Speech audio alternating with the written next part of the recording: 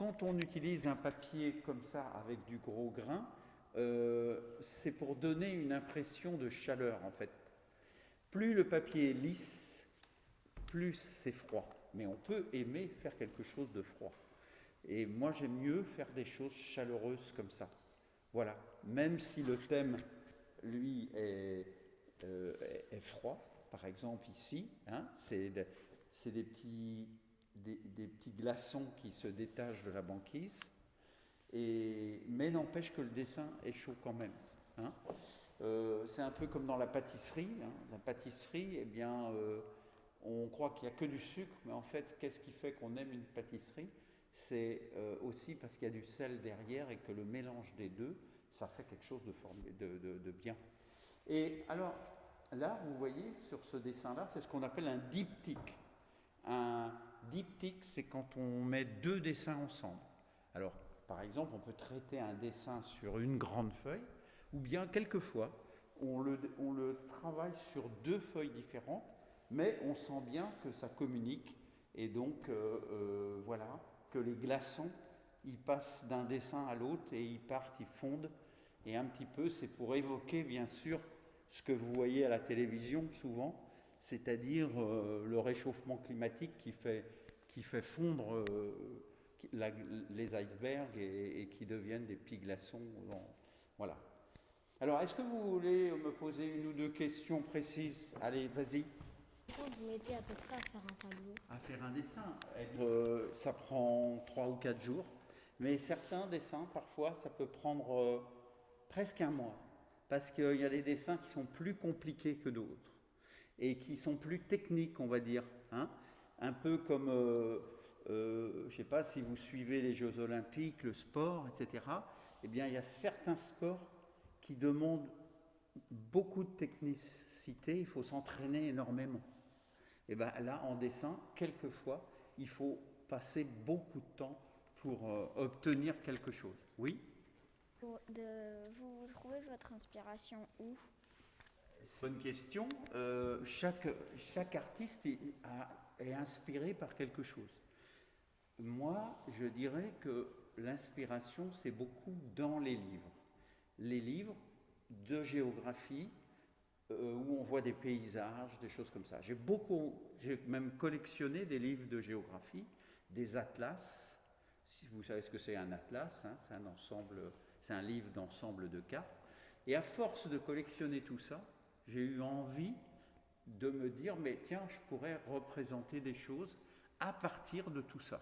Hein, comme les montagnes qui sont derrière, ou comme des paysages d'arbres ici, ou des humains, comme ça.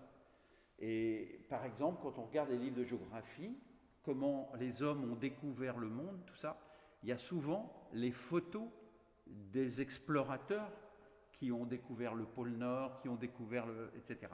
Et donc, moi je fais comme si mon travail c'était une sorte de livre ouvert sur le thème de la géographie.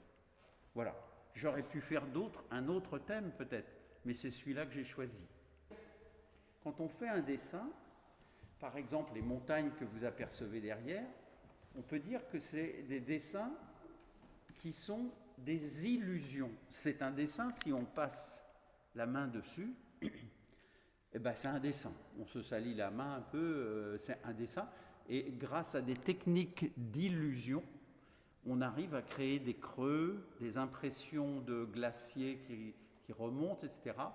Ce sont des techniques d'illusion. Mais il y a d'autres techniques dans cette expo qui sont utilisées et qui sont moins des techniques d'illusion. Par exemple, le dessin bleu qui est dans votre dos ici, vous l'avez regardé? Est-ce que vous l'avez bien regardé? Oui, oui. Alors non, c'est pas du stylo bille, c'est les mêmes crayons que ça.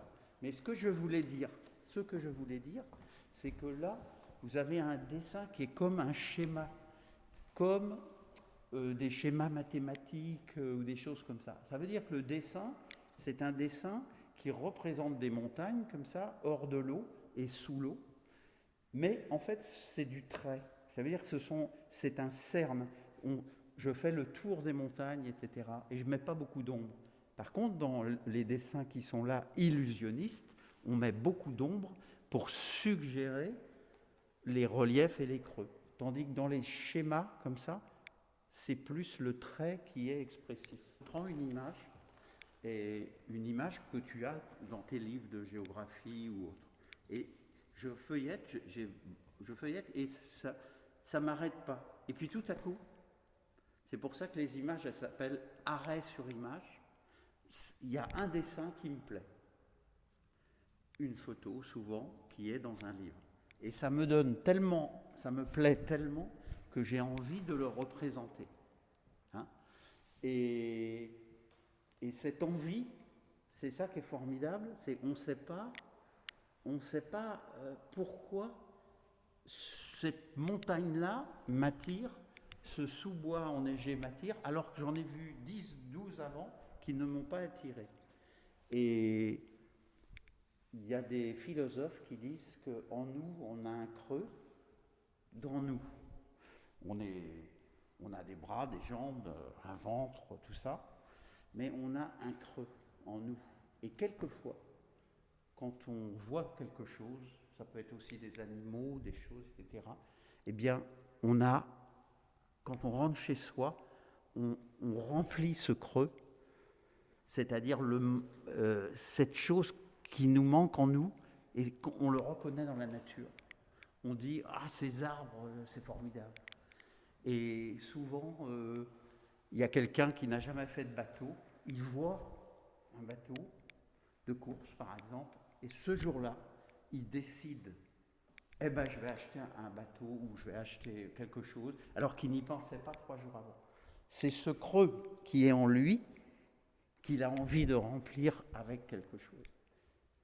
Et peut-être quand on rencontre dans la vie, qu'on tombe amoureux d'un homme ou d'une femme, selon qu'on est un garçon, une fille, ou bref, eh bien, c'est là aussi, on ne sait pas pourquoi, mais cette personne nous plaît, alors qu'il y en a 100 autres autour. C'est ça.